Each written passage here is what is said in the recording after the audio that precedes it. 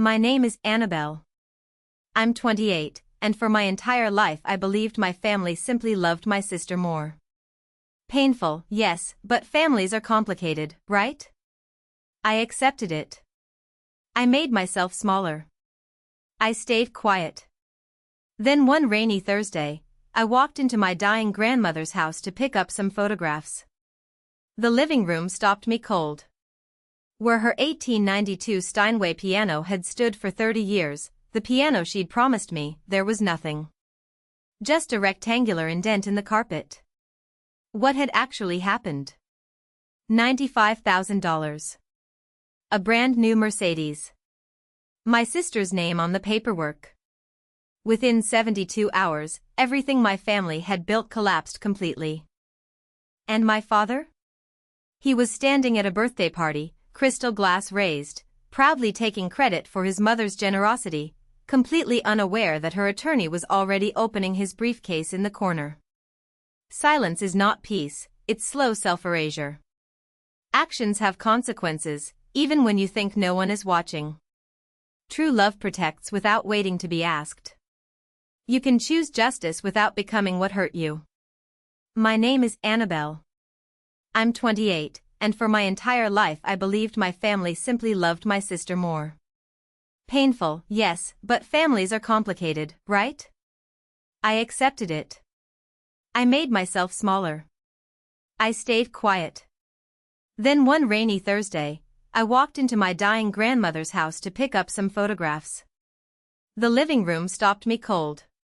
Where her 1892 Steinway piano had stood for 30 years, the piano she'd promised me, there was nothing. Just a rectangular indent in the carpet. What had actually happened? $95,000. A brand new Mercedes. My sister's name on the paperwork. Within 72 hours, everything my family had built collapsed completely. And my father? He was standing at a birthday party, crystal glass raised, proudly taking credit for his mother's generosity, completely unaware that her attorney was already opening his briefcase in the corner. Before I do, take a moment to like and subscribe, but only if this story earns it. Drop your city and your local time in the comments. I like knowing who's out there. Now, let me take you back to the day it all started. The afternoon my grandmother was admitted to hospice. The call came on a Tuesday afternoon, right after my last piano lesson of the day. Eleanor's had another heart attack, my father said. No greeting, no warmth. She's stable, but they're moving her to hospice. Family meeting at the hospital in an hour. I dropped everything. By the time I arrived, my parents and my sister Megan were already huddled in a corner of the waiting room, speaking in low voices.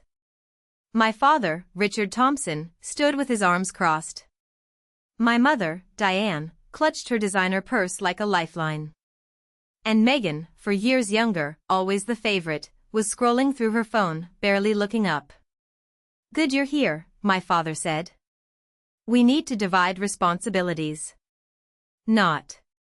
How are you holding up? Not. This must be hard for you. Just logistics. Someone needs to visit Mother daily. He continued. Diane and I have the business to run. Megan's in a critical phase with Daniel's family. Daniel Harrison. Megan's boyfriend of 8 months. Son of my father's most important business partner. So, Annabelle. My father looked at me like he was assigning a chore. You'll handle the visits. Your schedule is flexible. Teachers don't exactly work overtime. I wanted to say that I taught music to 37 children every week. That I ran after-school programs, that my time had value, too, but I didn't. Of course, I said quietly. I want to be with her anyway. Perfect. My father was already turning away. Keep us updated if anything changes. As I walked toward Grandma's room, I heard my mother's voice drift down the hallway meant for Megan's ears alone. At least she's useful for something. I kept walking. I didn't turn around. Not because I didn't hear, but because I'd grown so used to this kind of pain that I'd stopped expecting it to be acknowledged. Grandma Eleanor's room smelled like lavender and old books. She insisted on both. They try to make everything smell like antiseptic. She told me on my first visit, I refuse. If I'm going to die, I'll die surrounded by things I love. She was 76, sharp as a blade, and dying of congestive heart failure. The doctors gave her weeks, maybe a month or two if she was lucky. I visited every day after school. We talked about music, about her years performing across concert halls in the Northeast, about my students who couldn't yet read notes but already felt rhythm in their bones. One evening, she reached for my hand. Her grip was weaker than I remembered, but her eyes were fierce. "Annabelle, I need you to know something." "Anything, Grandma." "The Steinway." She paused, letting the words settle. "My mother's piano. The one from 1892.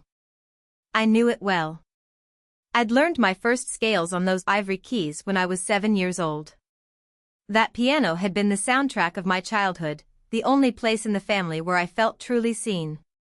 "It's yours," she said firmly. "I've already told Richard and Diane. Told them last month in front of everyone. That piano belongs to you." I remembered that conversation. My father's jaw tightening. My mother exchanging a look with Megan. My sister rolling her eyes and muttering something about sentimental junk. "Grandma, you don't have to." "I want to." She squeezed my hand. "You're the only one who understands what it means. Promise me you'll take care of it." "I promise." She smiled then, a knowing smile that seemed to hold secrets I couldn't yet see. There are some things more valuable than money, child, and some people who need to learn that lesson the hard way. 2 weeks later, everything changed.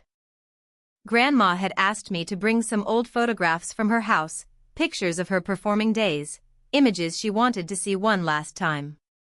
I still had a key, so I drove over after school on a rainy Thursday afternoon.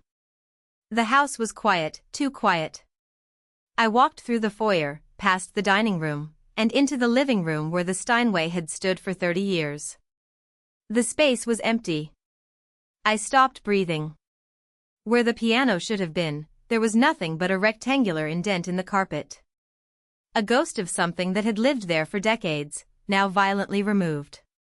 My hands were shaking as I pulled out my phone. "Mom." My voice cracked. "Where's Grandma's piano?" A pause, then my mother's voice, casual and dismissive. "Your father handled it. Adult matters, Anna.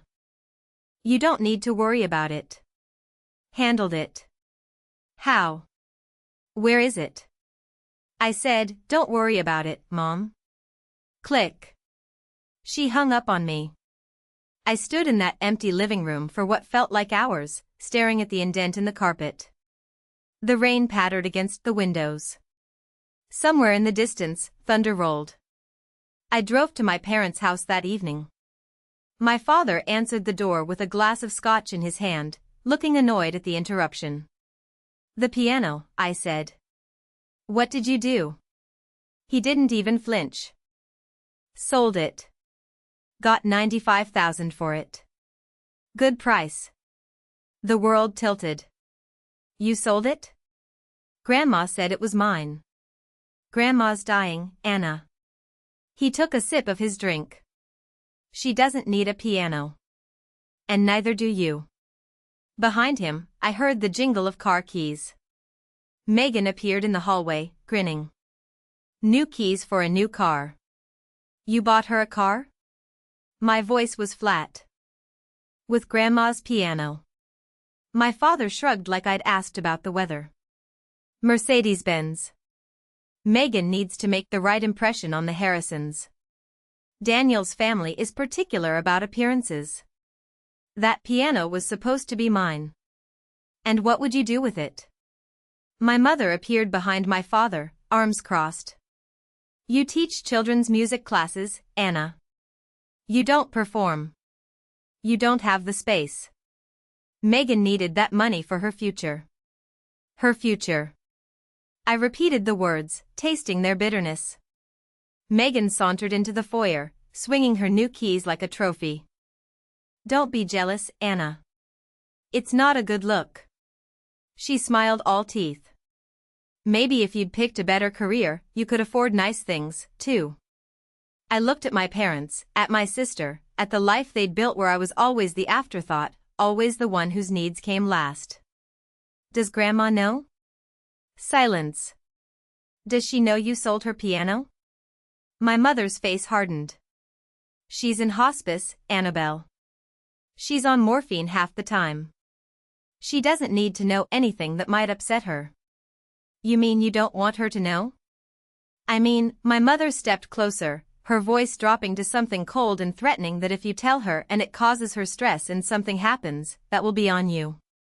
Do you want to be responsible for killing your grandmother?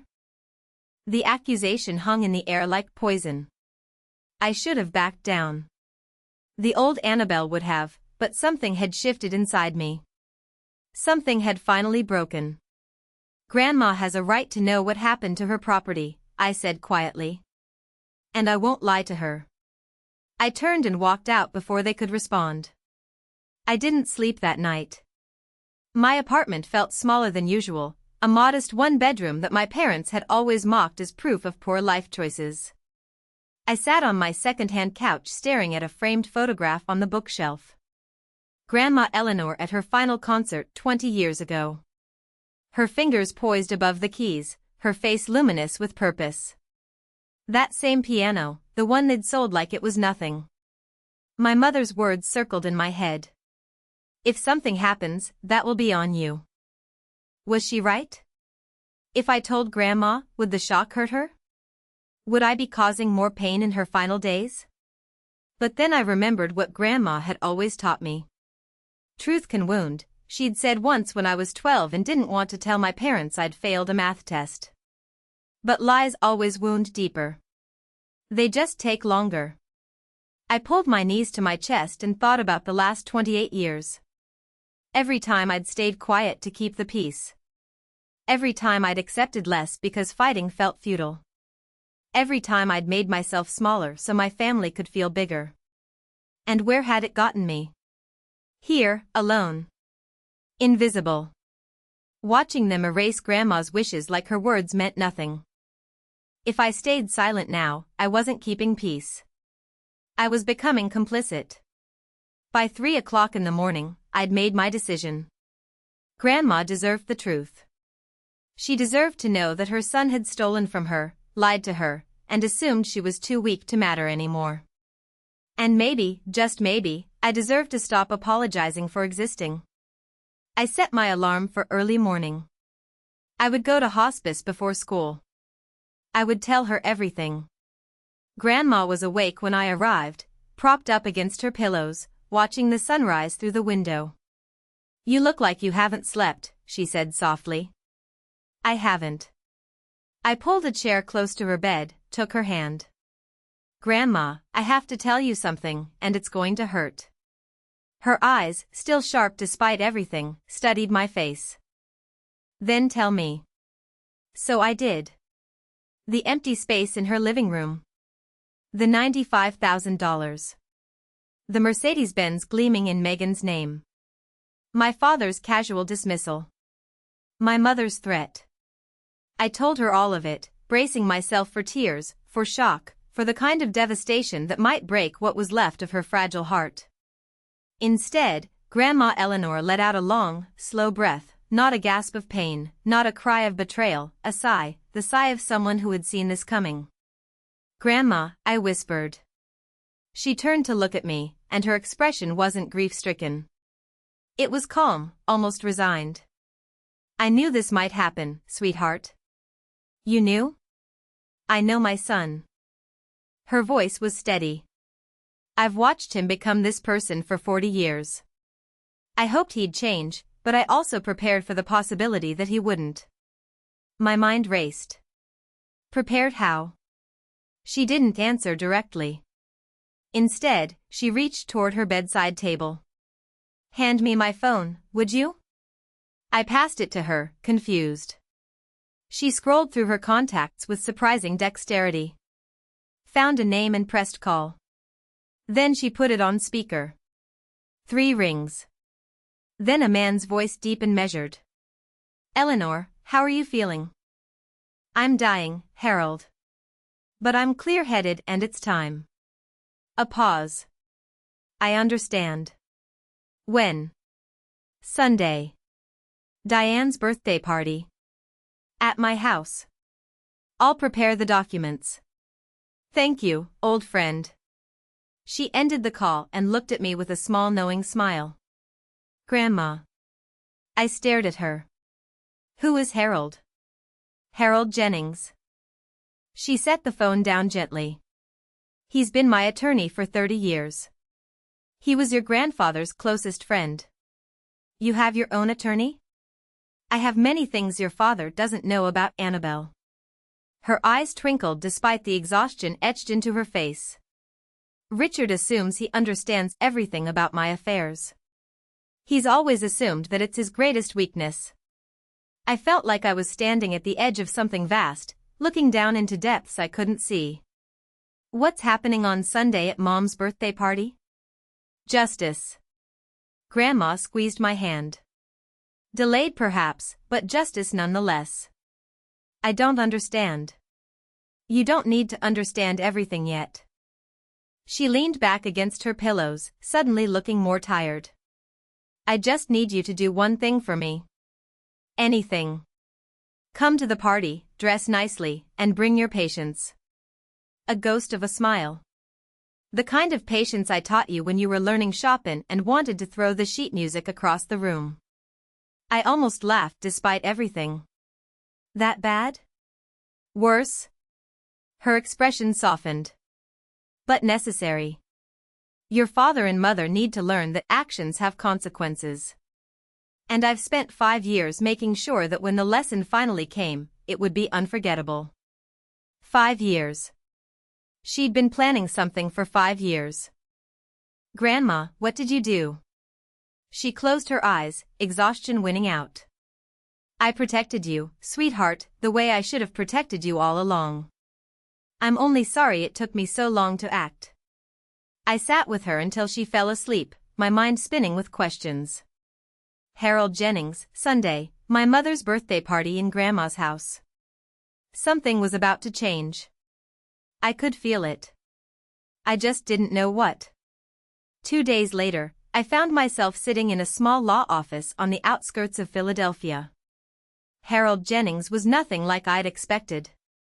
He was in his late 60s with silver hair and gold-rimmed glasses. His movements slow but precise. His office smelled of old leather and paper lined floor to ceiling with legal volumes. Annabelle Thompson. He extended his hand. Your grandmother speaks of you constantly. It's a pleasure to finally meet you. Mr. Jennings, Harold, please. He gestured to a chair across from his desk. Sit. Your grandmother asked me to explain a few things before Sunday. I sat. My hands were trembling slightly. Your grandmother is a remarkable woman, Harold began. She's also far more astute than her children give her credit for. She's been observing and planning. Planning what exactly? He folded his hands on the desk. Tell me, Annabelle, do you know who owns the house your parents live in? They do. Grandma gave it to them when Grandpa died. Harold's expression didn't change. Is that what they told you? It's what everyone says. Everyone's wrong. He pulled a folder from his desk drawer and slid it across to me. Your grandmother allowed Richard and Diane to live in that house Runtree, but she never transferred ownership. Not legally, not ever. I stared at the document in front of me. The property deed, Eleanor Whitmore's name, clear as day. No transfer, no amendment. They've been living in her house for 10 years, I said slowly, thinking it was theirs.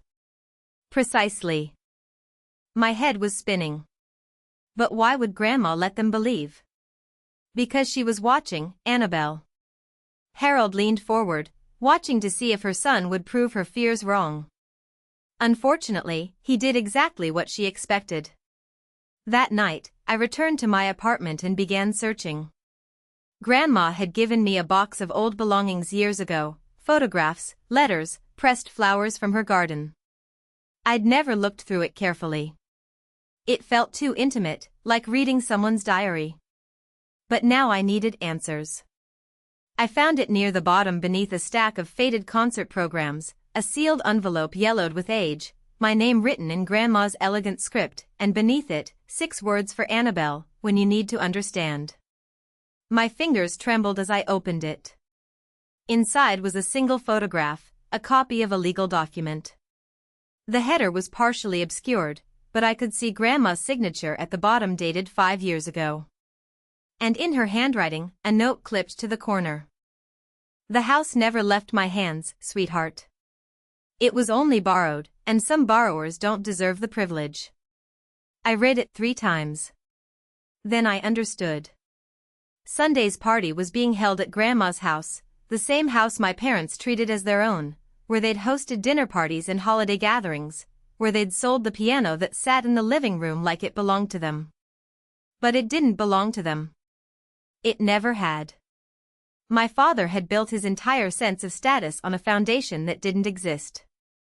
I thought about all the times he'd lectured me about real assets and smart investments. All the times he'd mocked my small apartment while standing in a home he didn't actually own. The irony was almost too perfect.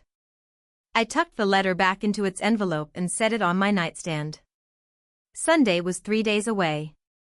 Whatever Grandma had planned, it was going to happen in the place my parents had claimed as their territory, and they had no idea what was coming. The night before the party, Grandma called. Her voice was weaker than before, and I could hear the effort each word cost her. But her mind was still razor sharp. Annabelle, are you ready for tomorrow? I think so. I paused. Grandma, are you sure about this? It's Mom's birthday. In front of all those people. That's precisely why it needs to be tomorrow. She took a slow breath. Your father sold my piano in front of everyone. He announced it at that family dinner last month. Like it was his decision to make. He didn't ask me. He didn't think about you. He assumed I was too weak and you were too quiet to matter. I closed my eyes. I remember. Then you understand why the lesson needs witnesses. Her voice softened. I'm not doing this for revenge, sweetheart. Revenge is empty. I'm doing this because it's right and because you deserve to be protected, especially after I'm gone. Tears burned behind my eyes. Grandma, I should have acted sooner. I watched how they treated you for years, and I kept hoping Richard would change. That was my mistake. Love made me blind for too long. It's not your fault. Maybe not entirely, but I can still make it right. A pause. I don't have much time left, Annabelle. The doctors say weeks, but I think it's less. I can feel it, so I need to know. Do you trust me? Always. Then come tomorrow. Wear something that makes you feel strong. And no matter what happens, remember you are not the villain in this story. You never were. We said goodnight. I held the phone against my chest for a long time after she hung up. Tomorrow would change everything. I just had to be ready to let it. Sunday arrived with pale winter sunlight and the kind of crisp air that makes everything feel sharper. Grandma's house, my parents' borrowed house, looked almost festive. Someone had hung a happy 60th birthday banner across the porch. Cars lined the driveway and spilled onto the street. I parked at the far end and sat in my car for a moment, gathering myself. I'd chosen a navy blue dress, simple but elegant pearl earrings that Grandma had given me for my 21st birthday. My hair pinned back neatly. Armor for a battle I didn't fully understand. Inside the house buzzed with about 30 guests, aunts and uncles I saw only at holidays, neighbors from the old days, a handful of my father's business associates. I recognized Mr. Harrison near the fireplace. Daniel standing beside him with Megan on his arm. The living room drew my eye immediately. The corner where the Steinway had stood for 30 years was empty. Someone had placed a large potted plant there trying to fill the void. It looked ridiculous, a leafy green apology for something that couldn't be apologized away. My mother stood near the dining table in a red designer dress, accepting compliments like a queen receiving tribute. My father hovered nearby, working the room with practiced charm, and in the far corner, almost invisible among the crowd, sat Harold Jennings, his leather briefcase rested beside his chair. He caught my eye across the room and gave an almost imperceptible nod. I nodded back. My Aunt Margaret, Grandma's younger sister, appeared beside me. "Anna, sweetheart, how is Eleanor really?" "Tired," I said honestly, but still sharp. She always was the smart one. Aunt Margaret's eyes drifted to the empty corner. I noticed the piano's gone. Richard said Eleanor wanted to sell it. I opened my mouth to respond, but my father's voice cut through the crowd. "Everyone, if I could have your attention, please." My father stood in the center of the living room, crystal glass raised, commanding the space like he owned it, which I now knew he didn't. "Today, we celebrate 60 wonderful years of Diane Thompson." Applause. My mother beamed. "And I also want to take a moment to share some exciting family news." My stomach dropped.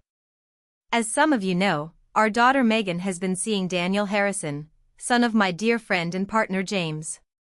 He gestured toward Daniel, who smiled politely. "And to celebrate her bright future, we have a special surprise." He led the entire party outside where a gleaming silver Mercedes-Benz sat in the driveway, a red bow perched on its hood.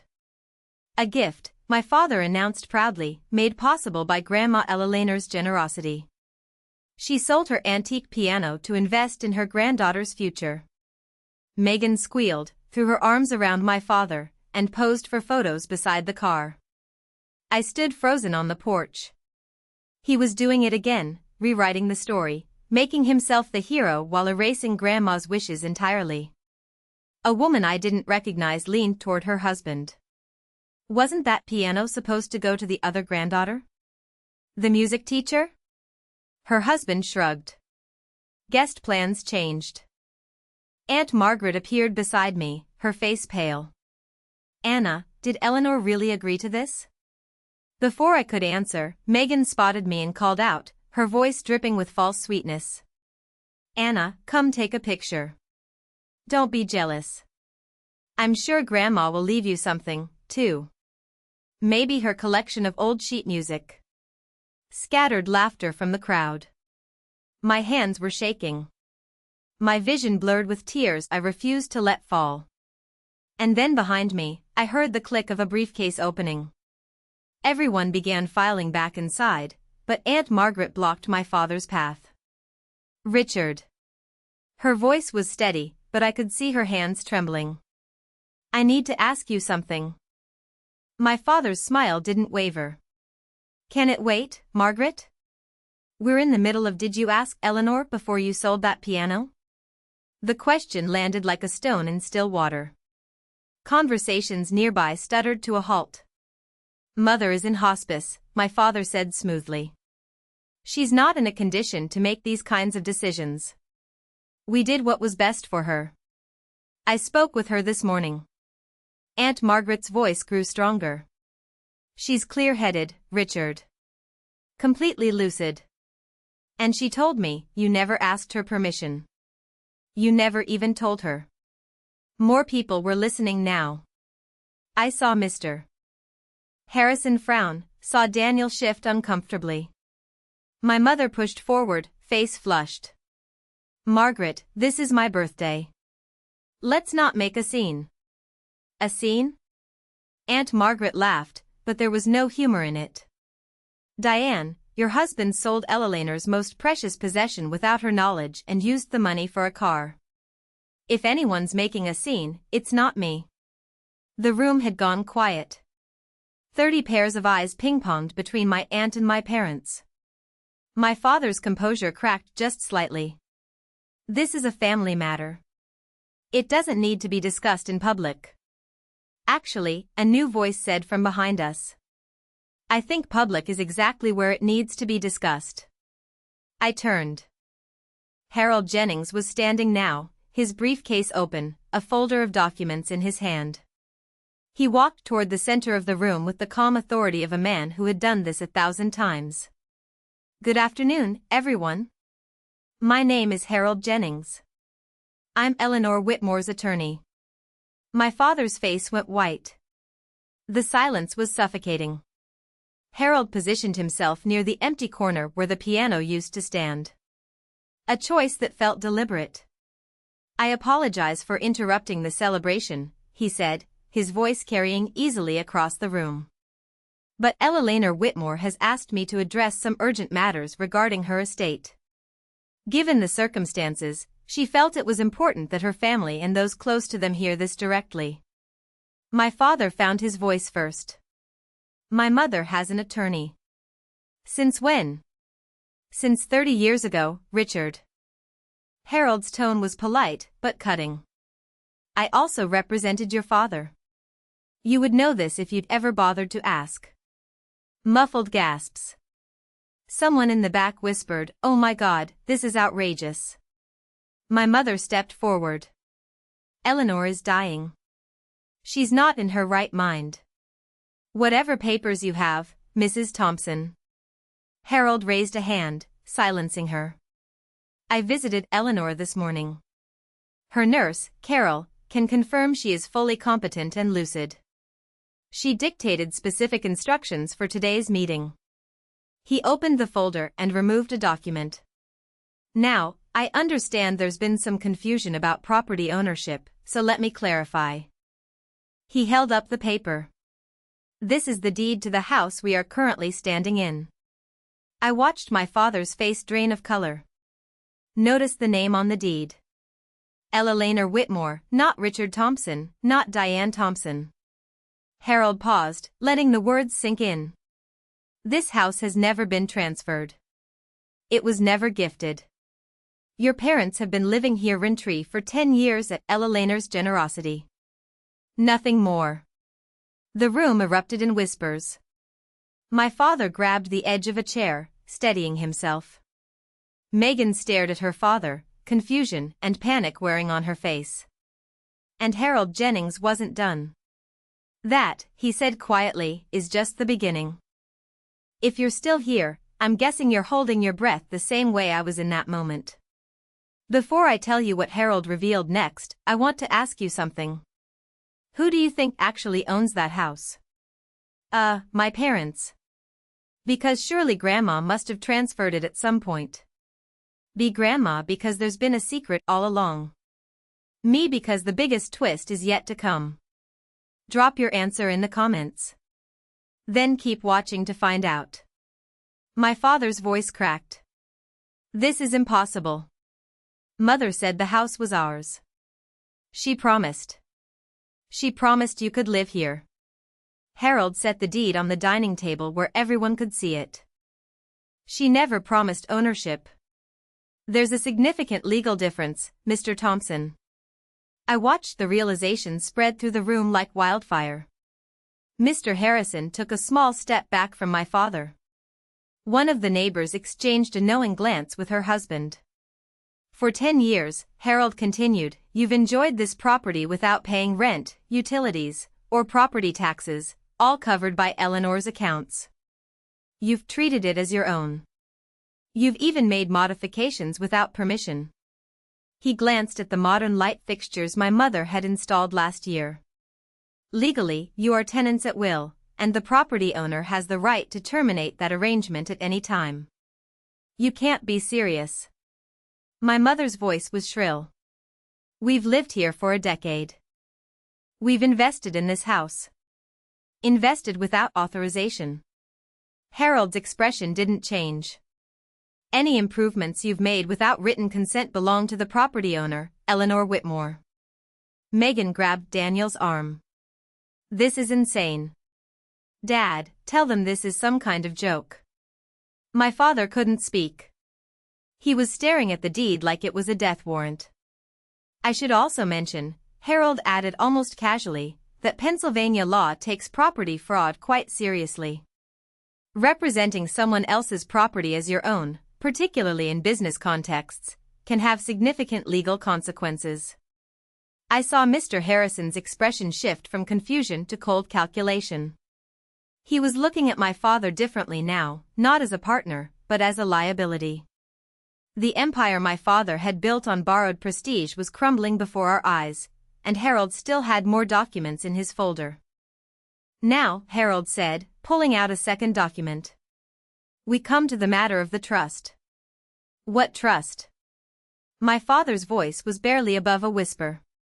5 years ago, Eleanor Whitmore established a separate trust independent of the will that was shared with your family.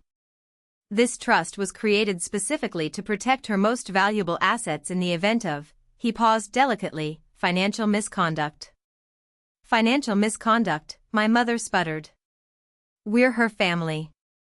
Family members can still commit misconduct, Mrs. Thompson, as recent events have demonstrated.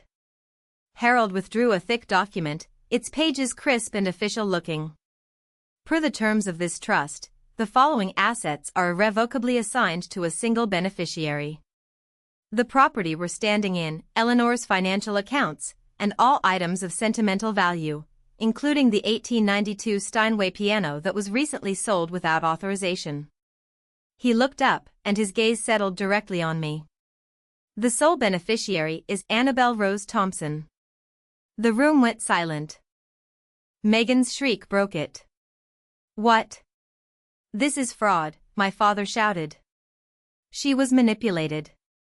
That little, he pointed at me, face contorted with rage. Richard. Harold's voice turned to ice. I would advise you to choose your next words very carefully. Everything said here today has been witnessed by over 30 people. Aunt Margaret moved to stand beside me. Her hand found mine and squeezed. Eleanor knew exactly what she was doing. Harold continued. She spent 5 years watching, waiting, hoping her son would prove her wrong. Instead, he sold her most treasured possession to buy a car for the granddaughter who never visits her. He paused. Actions have consequences, Mr. Thompson. This is yours. My mother was crying now. Megan looked like she might be sick, and I couldn't move, couldn't breathe, couldn't believe what I was hearing. Harold let the chaos settle for a moment before continuing. Regarding the piano sale, he pulled out another document. Since the Steinway was part of the trust and Annabelle is the designated beneficiary, the sale conducted without the trust's consent, that's Eleanor, constitutes unauthorized disposal of trust assets. What does that mean? Megan's voice was small. It means the $95,000 must be returned to the trust within 30 days. Harold's gaze swept across my parents and sister. Failure to comply will result in civil litigation for misappropriation of trust property. Given the clear paper trail, I assure you the outcome would not be favorable for your family. My father laughed, a hollow, desperate sound. We don't have $95,000 sitting around. The money went to the car. Then I suggest you find a way to liquidate that asset.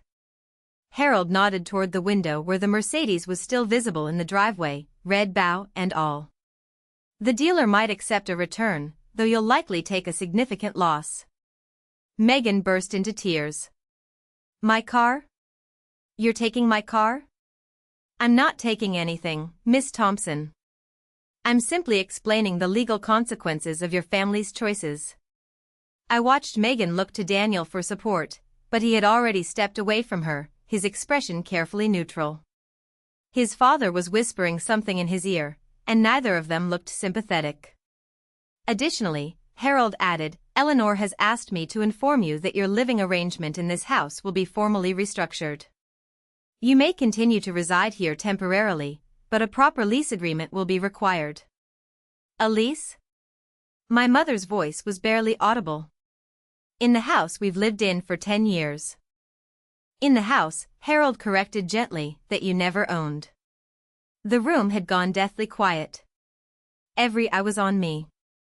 My father turned slowly, his face twisted with betrayal and fury. You did this. You poisoned her against us. I stood my ground. No, Dad. I didn't do anything. My voice was steadier than I expected. Grandma made these decisions 5 years ago. Before I knew anything about them, I only found out this week. Liar. My mother's voice shook with venom. You've always been jealous of Megan, of our family's success. This is your revenge. Revenge? I felt something cold and hard crystallize inside me. I didn't sell Grandma's piano without asking her. I didn't spend the money on a car for myself. I didn't lie to everyone about what happened. I stepped forward, looking directly at my mother. I'm not the one who said, "At least she's useful for something," when I agreed to visit Grandma every day. I'm not the one who hung up on me when I asked questions. And I'm not the one who threatened me, saying I'd be responsible for killing Grandma if I told her the truth. Gasps rippled through the crowd. Aunt Margaret's hand tightened on mine. I spent 28 years being invisible in this family. My voice didn't waver. I accepted it because I thought that that's what love required. Shrinking yourself to make others comfortable. I looked at my father, at my mother, at Megan still crying over her doomed Mercedes. But Grandma taught me something different. She taught me that loving yourself means standing up for what's right, even when it cost you everything. I took a breath. So, here's what I want you to understand. I'm not apologizing anymore. I'm not staying silent anymore. And I'm done pretending everything is fine when it isn't. The room was absolutely still. After the crowd began to disperse slowly, awkwardly, with whispered goodbyes and avoided eye contact, Harold pulled me aside. Annabelle, we need to discuss next steps. I nodded, still feeling surreal, like I was watching myself from outside my body. Legally, you have several options. He spoke quietly so only I could hear. You could demand immediate eviction. Given the circumstances, your grandmother would support whatever you decide. I looked across the room at my parents. My father had collapsed into a chair, head in his hands. My mother stood frozen by the window. Mascara streaked down her face. Megan had disappeared, probably outside mourning her Mercedes. They looked broken. Part of me, a small wounded part, wanted to twist the knife, to make them feel every ounce of the pain they'd caused me over 28 years. But that wasn't who I wanted to be. I don't want to throw them out, I said slowly. Not immediately. Harold raised an eyebrow. Are you certain? Yes. I took a breath. Here's what I want. The $95,000 gets returned within 90 days, not 30. I'll give them time to sell the car and figure things out. They can stay in the house with a formal lease agreement at a minimal rent. After Grandma, I swallowed hard. After she passes, they'll have 12 months to find somewhere else to live. That's remarkably generous given everything. Maybe I met his eyes, but I'm not doing this to punish them. I'm doing it because it's right and because I refuse to become the kind of person they are. Harold studied me for a long moment. Then he nodded, a hint of respect in his expression. Your grandmother said you'd respond this way. She's very proud of you, Annabelle. I know. My voice cracked. I know she is. The agreement was drafted right there on the dining room table, witnessed by Aunt Margaret and 2 of the remaining guests. My father signed without looking at me. My mother's hand shook so badly she could barely hold the pen. Neither of them said a word. By the time the last signature was in place, the house had emptied. Mr. Harrison and Daniel had left without saying goodbye. I later learned Daniel had driven away while Megan was still outside crying. The birthday cake sat untouched. The banner drooped sadly over the front porch. Aunt Margaret hugged me tight before leaving. You did the right thing, sweetheart. Eleanor would be so proud. She is proud, I said softly. I talked to her this morning. As if on cue, my phone buzzed. A video call request from Grandma's hospice number. I answered, walking to the empty corner of the living room where the piano used to be. Her face appeared on screen, pale but peaceful. Nurse Carol was visible in the background, smiling. My brave girl. Grandma's voice was weak but warm. How do you feel? Terrified, I admitted. And relieved and sad all at once. That's how courage feels, sweetheart. It's never comfortable. I didn't throw them out. I gave them time. I know. Harold texted me. Her eyes glistened. You're a better person than they deserve, Annabelle. But that's why I chose you. I pressed my hand against the screen, wishing I could hold her hand instead. Thank you, Grandma, for everything, for protecting me. Don't thank me. She smiled, but it was tinged with sorrow. Just live well, play music, be happy. That's how you thank me. I will. I know you will, sweetheart. She closed her eyes. I know you will. I know a lot of you are probably thinking, so that's it? Did your parents ever change? The honest answer is complicated. Not every story has a perfect ending, but every story has a lesson. Before I tell you what happened in the months that followed, I want to hear from you. Have you ever had to set boundaries with family? How hard was it? Drop your story in the comments. I read every single one. The first week after the party was chaos. News travels fast in small social circles, and the story of what happened at Diane Thompson's 60th birthday spread like wildfire. My father's business partners suddenly became unavailable for meetings. Old friends stopped returning calls. Mr. Harrison formally withdrew from the joint venture they'd been planning. When my father demanded an explanation, the response was cold. I can't do business with someone I can't trust. Richard, if you'd deceive your own mother, what would you do to a partner? The deal would have been worth over $200,000. Gone in an instant. Megan had to return the Mercedes. The dealership only offered her $80,000, $15,000 less than my parents had paid. She screamed at the salesman for 20 minutes before finally signing the paperwork. Daniel broke up with her 3 days later via text message. My family thinks it's best if we take some time apart. The message read. Translation: they wanted nothing to do with the Thompson family drama. My sister, who had always been the golden child, found herself suddenly ordinary. No car, no wealthy boyfriend, no special status. She had to borrow my mother's old Honda to get to job interviews. I didn't gloat. I didn't reach out. I simply went about my life, teaching piano to my students, visiting Grandma every evening. But I'd be lying if I said there wasn't some quiet satisfaction in watching the facades crumble. My father had spent years measuring success in appearances, the house, the car, the right connections. Now he was learning that none of it had ever been real. The foundation he'd built his identity on was borrowed, and borrowed things always have to be returned. 3 weeks after the birthday party, the hospice called me at 6 a.m. You should come now, the nurse said gently. She's asking for you. I drove faster than I should have, my heart pounding the entire way. Grandma's room was quiet when I arrived. The morning light filtered through the curtains, casting soft golden shadows across her bed. Her breathing was shallow, her face paper thin, but her eyes were open, and when she saw me, she smiled. My Annabelle. Her voice was barely a whisper. Come sit with me. I took her hand. It felt so fragile, like holding a bird.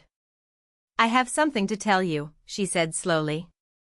Something I should have said years ago. What is it, Grandma? I'm sorry. I blinked. Sorry for what? For not acting sooner. A tear slipped down her cheek. I watched how they treated you year after year. I kept hoping Richard would change, that Diane would see your value. I made excuses because I didn't want to believe my own son could be. So, she trailed off. It's not your fault, I said, my own tears falling now. Maybe not entirely, but I could have done more. I could have protected you earlier instead of waiting until I was dying. She squeezed my hand weakly. I'm sorry, sweetheart. You deserved better. You gave me everything that mattered, I said fiercely. Music, love, the knowledge that I was worth something. That's more than they ever gave me. She smiled, and for a moment she looked like the grandmother I remembered from childhood. Strong, radiant, full of life. I'm so proud of you, Annabelle. You have a good heart, but you finally learned to guard it. You taught me that. Then I did something right. Her eyes fluttered closed. I'm tired now, sweetheart. Stay with me always. Grandma Eleanor passed away that evening. Peacefully, with my hand in hers. The funeral was held 5 days later at the small church she'd attended for 50 years. Per her wishes, it was simple. No elaborate flowers, no ostentatious displays, just music, memories, and the people who truly loved her. I played the piano during the service, not the Steinway that was gone, but a modest upright that the church had owned for decades. I played Chopin's Nocturne in a flat major, the first piece Grandma ever taught me. The church was half full. Aunt Margaret sat in the front row, tissues clutched in her hand. Grandma's friends from her performing days filled several pews. White-haired women who remembered when Eleanor Whitmore had been a name that meant something in the classical music world. My parents sat in the back. They didn't approach me before the service or during or after. My mother wore dark sunglasses that hid her eyes. My father stared straight ahead like a man attending his own sentencing. Megan wasn't there at all. Too emotionally fragile. My mother explained to someone who asked. I delivered the eulogy. I spoke about Grandma's music, her wisdom, her quiet strength. I spoke about how she taught me that love wasn't about grand gestures. It was about showing up day after day and choosing to see someone for who they really were. I didn't mention the drama. The funeral wasn't the place. After the service, my father started walking toward me. I saw him hesitate, take a step, then stop when my mother grabbed his arm and pulled him away. He never made it across the room. Maybe he wanted to apologize. Maybe not. I'll never know. But I'd already made peace with the fact that some apologies never come and some aren't needed anymore. 6 months later, I moved into Grandma's house. It felt strange at first, walking through rooms filled with her presence, sleeping in the guest bedroom I'd known since childhood. But slowly, it began to feel like home. I used part of the returned money to buy a new piano. Not a Steinway, those cost far more than $95,000, but a beautiful Yamaha Grand that filled the corner where Grandma's piano had once stood. Different, but meaningful in its own way. A new beginning, I started teaching private lessons on weekends. My first student was Aunt Margaret's granddaughter, Sophie. 8 years old, bright-eyed, with the same impatient energy I'd had at her age. When she played her first complete scale, I cried. My parents moved out 2 months after Grandma's death. They didn't wait the full 12 months I'd offered. They said they couldn't live somewhere with so many painful memories. I think they just couldn't stand the reminder of what they'd lost. They bought a small condo across town. My father's business was struggling, scaled down to half its former size. My mother joined a different social club, one where people didn't know the family's history. We didn't speak. Not out of anger exactly, just distance. Some gaps are too wide to bridge. But I wasn't bitter. Bitterness is exhausting. And I had a life to build. In the evenings, I'd sit at the piano and play until the stars came out. Sometimes Chopin, sometimes Bach, sometimes just improvised melodies that went nowhere and everywhere. Grandma's presence lingered in those moments. In the smell of lavender from the garden she'd planted. In the creak of the old floorboards. In the way the light fell through the windows at sunset. She was gone, but she was everywhere. And I was finally free. 8 months after the funeral, my phone rang. Megan. I stared at the screen for 3 rings before answering. Anna. Her voice sounded different, smaller, less certain. Megan. Silence stretched between us. 28 years of sisterhood reduced to awkward pauses. I'm not calling to ask for anything, she said finally. I wanted to say something. Okay, I've been thinking a lot about everything that happened, about how I acted. She took a shaky breath. I was so angry at first at you, at Grandma, at everyone. I thought you'd stolen something from me. And now, another pause. Now I'm working at a marketing firm, entry level. I ride the bus because I can't afford a car. And I've started going to therapy. I didn't respond. I just listened. My therapist says I have a lot of unpacking to do about Mom and Dad. About how I was raised, about why I thought I deserved everything without earning it. She laughed, but it was hollow. Turns out being the favorite isn't actually a gift. It's a trap. I'm glad you're working through it, I said. I'm not asking you to forgive me. Her voice cracked. I don't deserve that.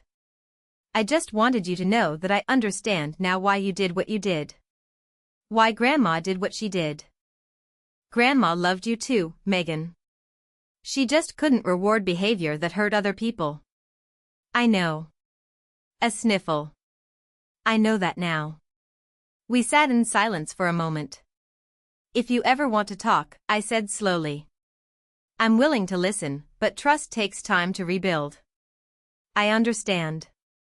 Good. We hung up without saying goodbye. Not out of coldness, but because neither of us knew how. Some doors once closed open slowly, but they can still open. It's spring now, a full year since Grandma entered hospice. Tonight I sit at my piano as the sun sets over the garden. The windows are open and a warm breeze carries the scent of jasmine and freshly cut grass. I play Grandma's favorite nocturne, the one she performed at her final concert 20 years ago. The notes drift through the empty house, filling the silence with something softer. I think about everything that's happened. The betrayal, the reveal, the boundaries I never thought I'd have the courage to set. I think about Grandma, her strength, her patience, her quiet determination to protect me, even when I didn't know I needed protecting. I think about my parents in their small condo, rebuilding a life that will never be quite what they imagined. About Megan riding the bus, learning for the first time what it means to earn something. I don't hate them. Hate takes too much energy, but I don't need them anymore either. And that's a kind of freedom I never expected to find. The nocturne ends. The final notes hang in the air, then fade into the evening quiet. I look at Grandma's photograph on the piano. Her at 60, radiant, fingers poised over the keys of the Steinway. I'll never play again. I'm doing okay, Grandma, I whisper. I'm more than okay somewhere. I like to think she hears me. I close the piano lid, stand, and walk to the window. The stars are just beginning to emerge. Pinpricks of light in the darkening sky. I don't have the original piano. I don't have the family I thought I had. But I have something better. I have myself. I have boundaries. I have a life. If I built on truth instead of silence. And that's the real inheritance Grandma left me.